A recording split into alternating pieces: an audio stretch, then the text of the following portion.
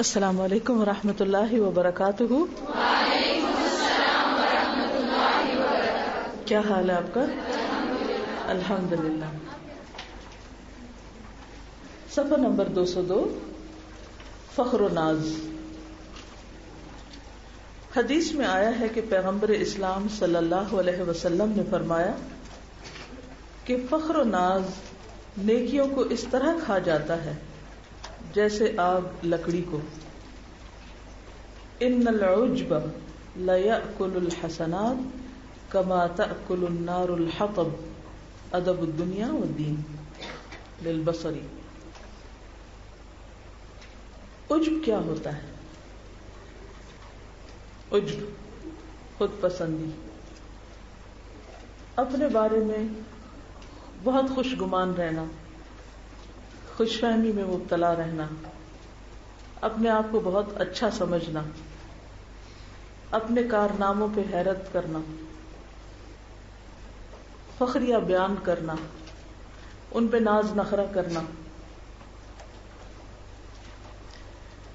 انسان کے اندر فطری طور پر انا کا جذبہ رکھا گیا ہے، یعنی اٹ از دیئر، ہر انسان کے اندر ہے یہ انا کہ میں کوئی چیز ہوں۔ کوئی بھی شخص میں کے اس احساس سے خالی نہیں، یعنی یہ چیز ہر انسان کے اندر ہے۔ یہ جذبہ انسان کے لیے ایک قیمتی سرمایہ ہے، یعنی اٹس ویری پریشیس۔ وہ اس لیے ہے کہ آدمی کے اندر عزم اور ہمت پیدا ہو، وہ جوخم کا مقابلہ کرتے ہوئے، یعنی مشکلات کا مقابلہ کرتے ہوئے اپنے سفر کو جاری رکھے، یعنی کام کرتا رہے۔ وہ خود اعتمادی کی طاقت سے مسلسل آگے بڑھتا رہے، یعنی انسان کے اندر یہ احساس اس لیے ہے تاکہ انسان سوچے کہ ہاں میں کر سکتا ہوں، میں کروں گا۔ کیونکہ اگر انسان کے اندر یہ کہ میں تو ہوں ہی کوئی چیز نہیں اور میں تو کچھ بھی نہیں کر سکتا، تو پھر اس کا نقصان کیا ہوگا، اس کا نتیجہ کیا ہوگا کہ جو وہ کر سکتا ہے وہ بھی نہیں کرے گا۔ مگر اکثر لوگ اس جذبہ کا برا استعمال کرتے ہیں، نیگیٹو استعمال ہوتا ہے۔ ان کا انا کا جذبہ خود اعتمادی کی بجائے خود پسندی اور ذاتی فخر کی صورت اختیار کر لیتا ہے۔ اس میں کیا فرق ہے دونوں میں؟ یعنی ان کا یہ جذبہ کسی کام کے کرنے کے لیے ڈٹرمینیشن کے ہونے کی بجائے کس طرف رخ موڑ لیتا ہے؟ سیلف پریز اور اکڑ اور اپنے آپ کو بہتر سمجھنا، اور کسی چیز کا غلط استعمال ہمیشہ اس کو برا بنا دیتا ہے۔ لوہے سے آپ چھری بناتے ہیں، چھری سے آپ بکرے کا گوشت بھی کاٹ سکتے ہیں اور چھری سے آپ کسی انسان کو ذبح بھی کر سکتے ہیں۔ ہے تو ایک ہی چھری، لیکن استعمال فرق ہے۔ اب قصور چھری کا تو نہیں، کس چیز کا ہے؟ استعمال کرنے والے کا، کہ اس نے اس چیز کو کہاں استعمال کیا۔ کہتے ہیں کہ کسی چیز کا غلط استعمال ہمیشہ اس کو برا بنا دیتا ہے، خواہ حقیقت کے اعتبار سے وہ چیز کتنی ہی اچھی کیوں نہ ہو۔ فخر و ناز کا جذبہ کوئی سادہ چیز نہیں، وہ انسان کی تمام خوبیوں کو کھا جاتا ہے۔ وہ انسان کے اندر اعلیٰ خصوصیات کے ارتقاء میں ایک مستقل رکاوٹ ہے، کیونکہ اگر انسان اپنے آپ کو اچھا سمجھ بیٹھے گا تو پھر کیا ہوگا؟ مزید اچھا نہیں بن سکے گا، کیونکہ اس کو پہلے سے ہی خیال ہو گیا کہ میں تو پرفیکٹ ہوں، میں تو بہت اچھا ہوں، مجھ میں تو کوئی کمی ہے ہی نہیں، مجھ میں کوئی نقص نہیں، مجھ میں کوئی خرابی نہیں، باقی خرابی باقی سب لوگوں میں ہے۔ آپ نے دیکھا ہوگا کہ دو طرح کے لوگ ہوتے ہیں، ایک ہوتے ہیں حقیقت پسند، وہ اپنے آپ کو بھی اور دوسروں کو بھی حقیقت کی نگاہ سے دیکھتے ہیں کہ کون سی چیز کہاں سے بلونگ کرتی، کہاں کھڑی ہے، کیسی ہونی چاہیے، کیسی ہے، کیسی نہیں ہونی چاہیے۔ وہ ہر چیز کو یعنی اپنا بھی بے لاگ محاسبہ کرتے ہیں اپنے بارے میں بھی جانتے ہیں کہ مجھے کیا کرنا چاہیے، کیا نہیں کرنا چاہیے، کیا کر کے میں نے اپنا وقت ضائع کیا اور کیا کر کے میں نے کچھ کمایا، کچھ پایا. اور دوسرے وہ لوگ ہوتے ہیں کہ جنہیں ہر چیز کا صرف تاریک اور منفی پہلو ہی نظر آتا ہے. وہ تنقید تو کر سکتے ہیں، کرٹیسائز بھی کر سکتے ہیں، غلطیاں بھی چن سکتے ہیں، وہ سب کو بلیم کر سکتے ہیں، لیکن خود کچھ کرتے دکھائی نہیں دیتے. ہوتا نا ایسے. ان کی اچیومنٹ کیا ہوتی ہے؟ جب وہ کہیں کو فساد ڈال لیں، کچھ خراب کر لیں، کچھ، تو پھر وہ سمجھتے ہیں انہوں نے کچھ کیا ہے، وہ بہت کچھ کر سکتے ہیں. تو یہ چیز انسان کو بہت نقصان دیتی ہے. ایسے لوگ کبھی بھی سکون نہیں پا سکتے، وہ ہمیشہ بے چین رہتے ہیں، مضطرب رہتے ہیں، پریشان رہتے ہیں، کیونکہ وہ نہیں کر رہے جو وہ کر سکتے ہیں. اور وہ کیوں نہیں کر رہے؟ کیونکہ وہ اپنے آپ کو تو ٹھیک سمجھتے ہیں، باقی سب کو غلط سمجھتے ہیں. وہ کبھی بھی کچھ نہیں کر سکتے. تو وہ ایک طرح سے اپنے دشمن خود ہی بن جاتے ہیں. تو اس طرح انسان کی ترقی کے راستے میں یہ بہت بڑی رکاوٹ ہوتی ہے. فخر کی نفسیات آدمی کو خود پسند بنا دیتی ہے، اور جو آدمی خود پسند ہو جائے اس نے گویا اپنے آپ کو ذاتی خول میں بند کر لیا، ایک شیل میں بند ہو گئے. ایسا آدمی اس صلاحیت سے محروم ہو جاتا ہے کہ وہ خارجی حقیقتوں کو سمجھے، یعنی کہ باہر جو دنیا میں ہو رہا ہے اس کی ریالٹی کو سمجھے، وہ دوسروں سے فائدہ اٹھائے، وہ اپنے سے باہر کی چیزوں کو اپنی ترقی کا زینہ بنا سکے. مثلا کچھ لوگ ہوتے ہیں، جسے ایز اے اسٹوڈنٹ آپ لوگ یہاں آتے ہیں، دو طرح کے میں نے اسٹوڈنٹس دیکھے ہیں.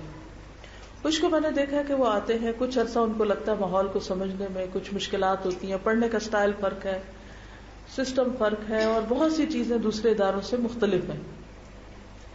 تھوڑا پریشان ہوتے ہیں، پھر آہستہ آہستہ ایڈجسٹ ہو جاتے ہیں، اور جو ان کو اپرچونٹی ملتی ہے اس سے بھرپور فائدہ اٹھا کے بہت کچھ سیکھتے ہیں اور آگے بھی پروڈکٹیو ہوتے ہیں.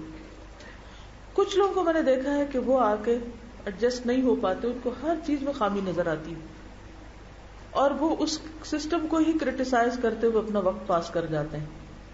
نتیجہ کیا ہوتا ہے کہ وہ جو کچھ سیکھ سکتے ہیں وہ سیکھ نہیں پاتے، پھر سیکھ کر وہ جتنا مفید ثابت ہو سکتے ہیں اس طرح نہیں ہو پاتے، خواہ وہ کتنے ہی ذہین اور انٹیلیجنٹ کیوں نہ ہو.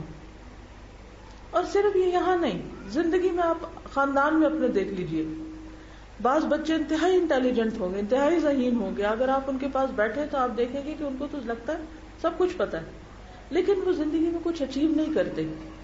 کیا وجہ ہوتی؟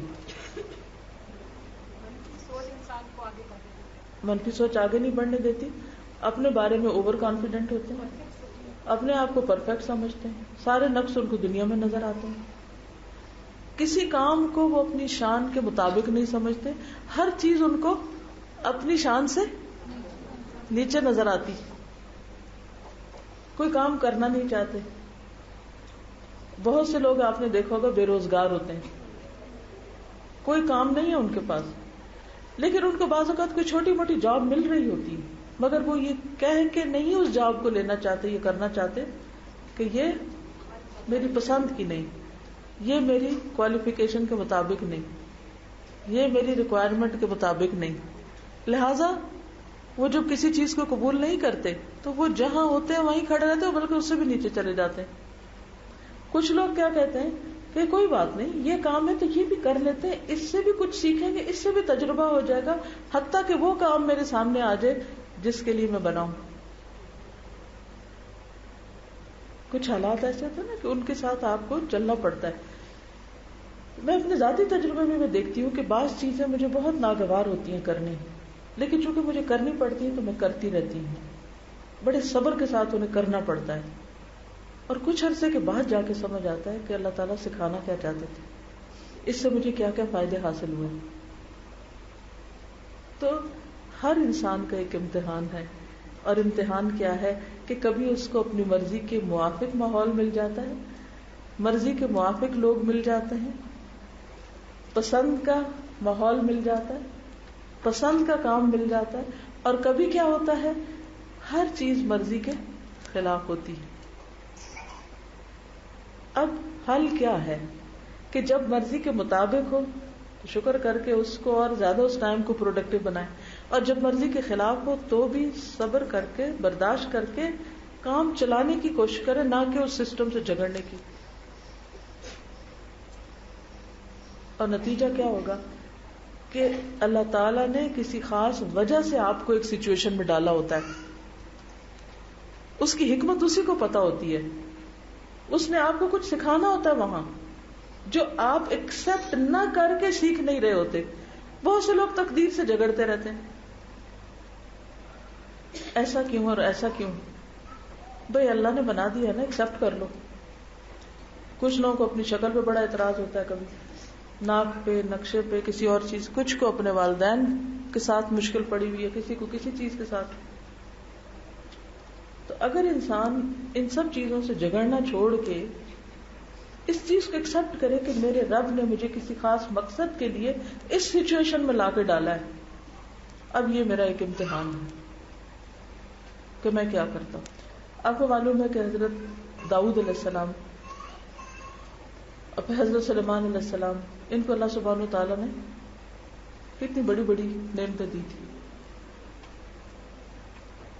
تو ایک موقع پر حضرت سلیمان سے شاید انہوں نے کہا کہ میرا رب مجھے آزما رہا ہے کہ میں اب کرتا کیا ہوں، کیا میں شکر کرتا ہوں یا ناشکری کرتا ہوں. صرف مشکل حالات ہی امتحان نہیں ہوتے، نعمت پسندیدہ حالات بھی بہت بڑا امتحان ہوتے ہیں کہ ہم ان میں آ کر پھر کتنا اپنے مقصد کے ساتھ مخلص رہتے ہیں، مقصد زندگی کے ساتھ. یا بالکل بیماری بھی جیسے کوئی لگ جاتی ہے. اگر ہمیں صرف اتنا یاد رہے نا کہ کوئی بھی بیماری، مومن کو تو کانٹا بھی چبھتا تو اس کے گناہ جھڑتے ہیں.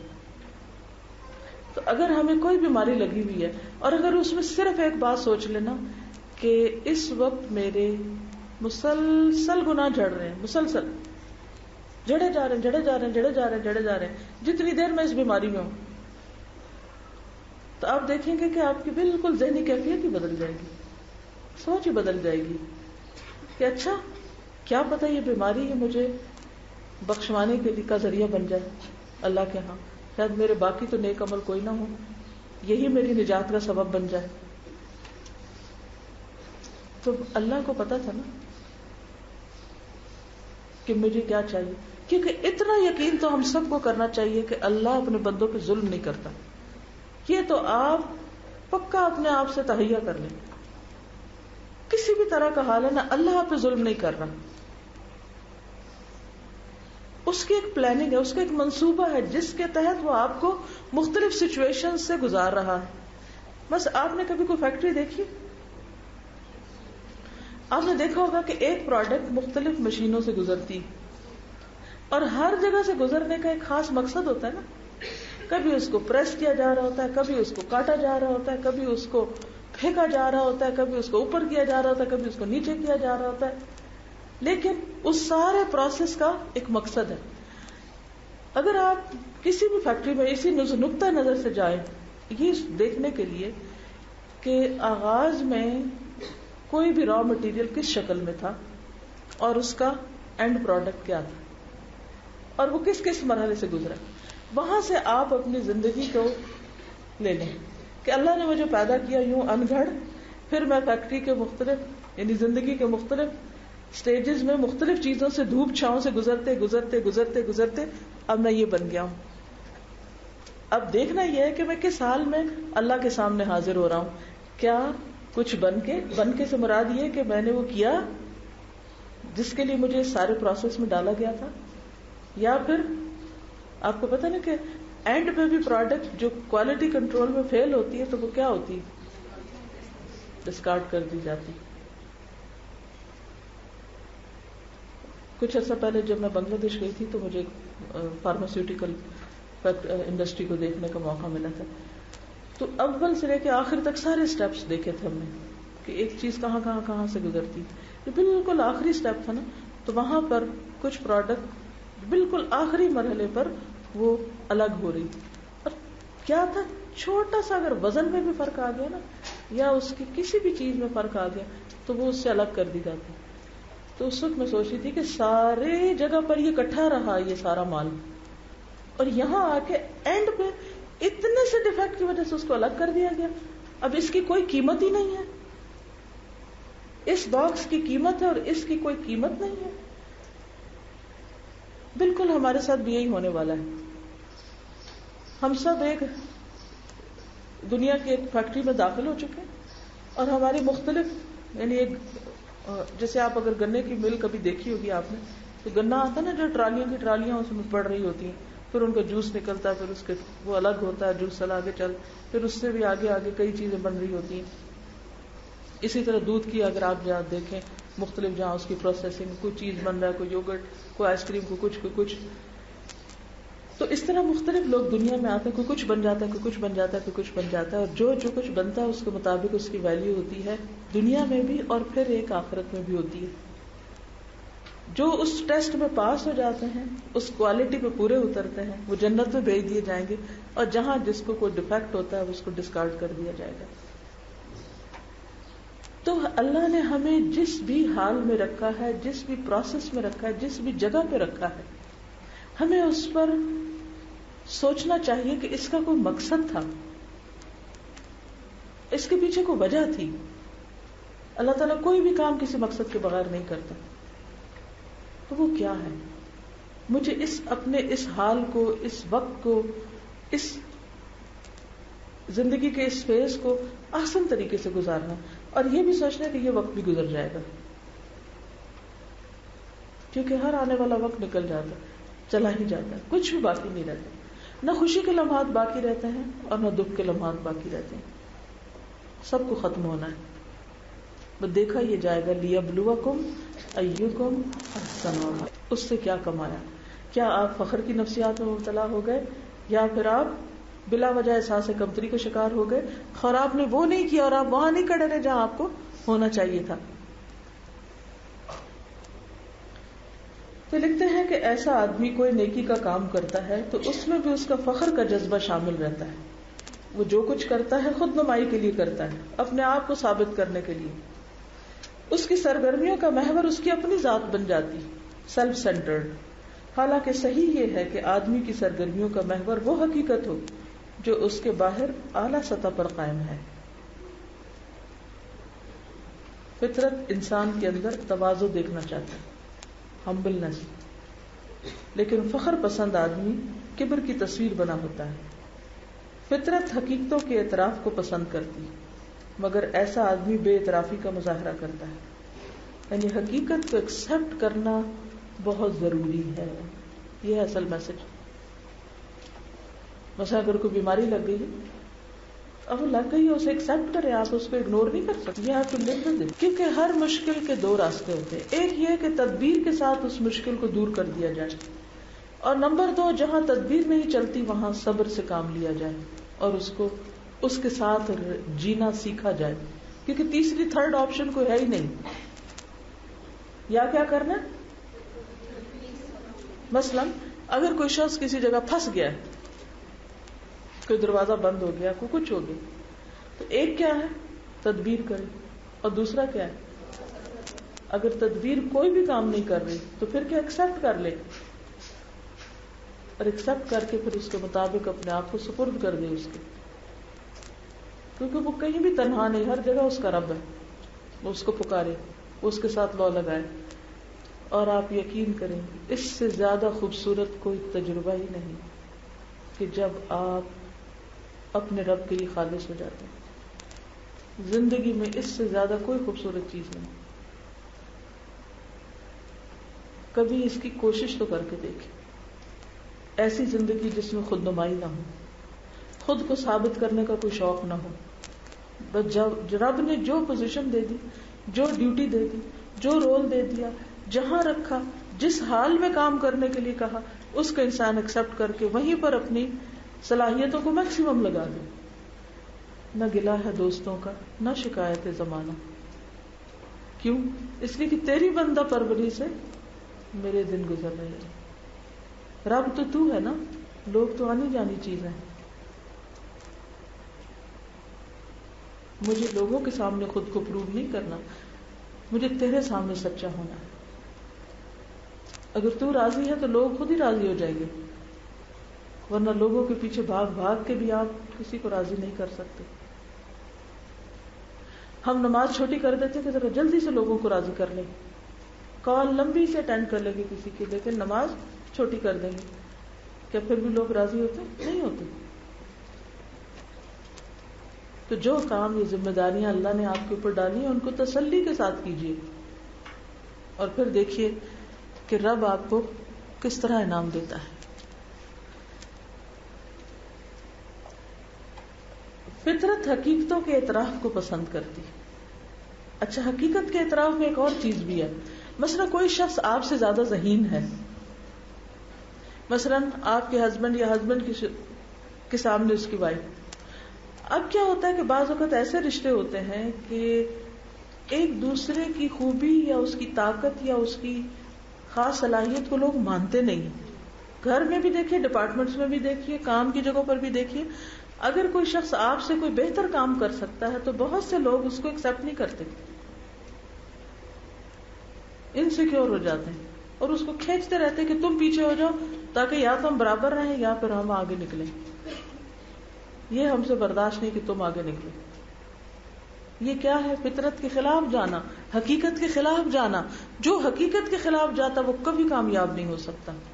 اللہ نے جس شخص کو جو خوبی دی ہے، جس شخص کو جو مقام دیا ہے، اس کو ایکسپٹ کر لیں. اسی میں آپ کی بھلائی ہے. اگر شوہر کو ایک درجہ ہم سے اوپر رکھا ہے تو اس کو ایکسپٹ کیے بغیر گزارا ہی نہیں. اگر آپ اس کے خلاف جا رہے ہیں، خلاف ہی چل رہے ہیں، تو آپ اپنی صلاحیتوں کو بے وجہ ضائع کر رہے ہیں، بغیر ضرورت کے، بے مقصد. حاصل کچھ نہیں ہوگا، اس سے کوئی نتیجہ نہ نکلے گا، کیونکہ آپ ریالٹی کو ایکسپٹ نہیں کر رہے. بہت دفعہ ہمیں غم، غصہ، جھنجھلاہٹ صرف اس وجہ سے ہوتی ہے کہ ہم حقیقت کو مانتے نہیں ہیں. اللہ نے جس کو جو مقام دیا ہے اس کو ماننا پڑے گا. آپ دیکھیں کہ ہماری اسمبلیوں میں کیا ہوتا ہے، مثلا حکومت میں کیا ہوتا ہے. ایک حکومت جاتی، دوسری، کوئی کسی حکومت کو ایکسپٹ نہیں کرتا، کوئی کسی کی اتھارٹی کو نہیں. نتیجہ کیا نکل رہا ہے؟ ہم کدھر جا رہے ہیں بحیثیت قوم؟ ایسا نہیں کہ ہم میں ذہانت کی کمی ہے، سب کچھ، لیکن ہم حقیقت کا اعتراف نہیں کرتے کہ اگر اللہ نے مجھ سے زیادہ کسی کو دولت دے دی ہے تو میں مان جاؤں کہ ہاں بھائی اس کو اللہ نے زیادہ دی، میں خوش ہو جاؤں، شکر اللہ نے اس کو نوازا. اگر کسی کو علم زیادہ دیا تو میں مان جاؤں. اور اکثر آپ نے دیکھا ہوگا کہ جب کسی کے سامنے دوسرے کی تعریف کی جاتی ہے تو وہ فوراً ایک ایسی بات نکال کے لائے گا جو اس کے سب کیے کرائے پہ پانی پھیر دے. اگر مثلا آپ کسی مجلس میں کہنا کہ فلاں شخص بہت آنےسٹ ہے، سننے والے تو اسے برداشت نہیں کر سکتے، حالانکہ ایک حقیقت ہے، ریالٹی ہے، انہیں مان جانا چاہیے. وہ فوراً ایسی بات کو نکال کے لائے گا کہ جس سے اس کی آنےسٹی کو نقصان پہنچے، یا اگر آنےسٹی سے متعلق کوئی چیز نہیں ملی تو کہیں اور سے کچھ نکال لائیں گے. اور اسی کانٹ جھانٹ میں زندگی گزر رہی. آپ اگر صرف حقیقتوں کو ماننا شروع کر دیں نا، مثلا اس کو ایکسپٹ کر لیں کہ فلاں شخص مجھ سے زیادہ بہتر یہ کام کر سکتا ہے، اور آپ اس کا اعتراف کھلے دل سے کر لیں، کیا ہوگا؟ نتیجہ کیا ہوگا؟ مثلا آپ کی بہن آپ سے زیادہ اچھا کھانا بنا سکتی اور آپ اس کو نہیں مانتی. اگر آپ مان جائیں مثلا کہ میری بھابھی مجھ سے زیادہ بہتر سویٹ ڈش بنا لیتی اور میں اس پر خوش ہو جاؤں اور اس کی تعریف کر دوں، اور اس کے سامنے نہیں پیچھے بھی تعریف کروں، اور ایک یہ کہ میں نہ مانوں، دونوں کا نتیجہ بتائیے کیا ہے؟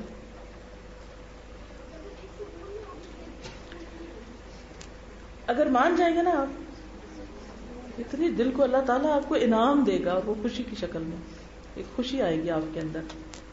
دوسرا یہ ہے کہ جب آپ کسی کا اعتراف کر لیتے ہیں نا تو وہ شخص بھی آپ سے خوش ہو جاتا ہے، محبت بڑھتی ہے، تعلقات اچھے ہوتے ہیں. اور جب آپ نہیں مانتے تو کیا ہوتا ہے؟ گلٹ ہوتی ہے اندر کہ بھائی وہ ہے تو قابل، لیکن میں نہ مانوں تو وہ کھینچا تانی، اپنے اندر ایک گلٹ، اپنے اندر ایک تکلیف، اور پھر آپ وہ کرتے رہتے جو آپ کو نہیں کرنا چاہیے. اور آپ دوسرے کو وہ کرنے نہیں دیتے جو وہ کر سکتا، تو زندگی ایک میس بن جاتی. تو ہم میں سے ہر شخص اپنے دائرہ کار میں دیکھے، اپنے ماحول میں دیکھے کون کس چیز میں بہتر ہے، اور جا کر اس کی تعریف کرے کہ الحمدللہ اللہ نے آپ کو یہ صلاحیت دی ہے، آپ کو اس صلاحیت کو یہاں استعمال کرنا چاہیے، آپ یہ کیجئے. مثلاً آپ کی دوستوں میں سے کوئی بہت اچھا لکھنا جانتی، آپ کو اپریشیٹ کرنا چاہیے کہ ماشاءاللہ آپ کی لکھائی کتنی اچھی ہے، اللہ نے آپ کو کتنی بڑی نعمت دی، آپ یہ کیجئے، آپ ایسا دین کی خدمت کریں، یہاں اپنے آپ کو لگائیں، ایسا کریں ویسا کریں، 10 باتیں اس کو مشورے دیں. اگر اس نے ایک پہ بھی عمل کر لیا تو کیا آپ کا حصہ نہیں ہوگا اس صدقہ جاریہ میں؟ لیکن یہ تو مشورے جب دیں گے نا آپ، جب آپ پہلے ایکسپٹ تو کریں، کیونکہ جب تک آپ نے ایکسپٹ ہی نہیں کیا آپ اسے کوئی مشورہ نہیں دے سکتے. چھوٹے چھوٹے کاموں میں اپریشیٹ کرنا سیکھیں.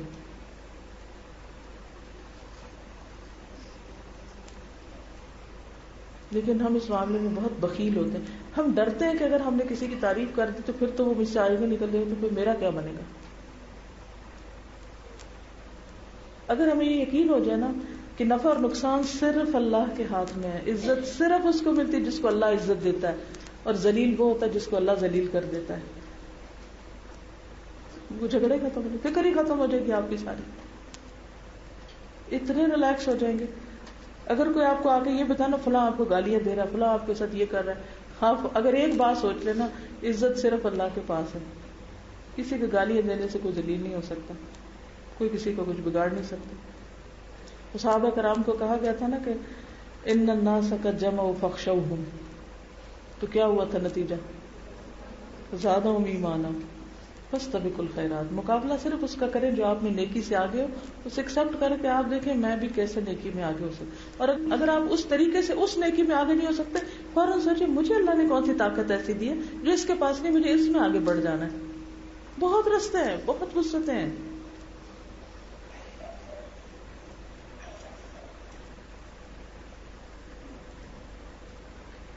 فطرت حقیقتوں کے اعتراف کو پسند کرتی ہے، مگر ایسا آدمی بے اعترافی کا مظاہرہ کرتا ہے.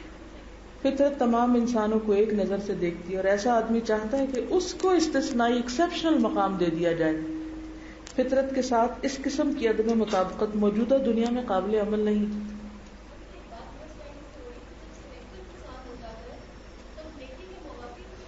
بالکل کھو دیتا ہے، بالکل کھو دیتا ہے.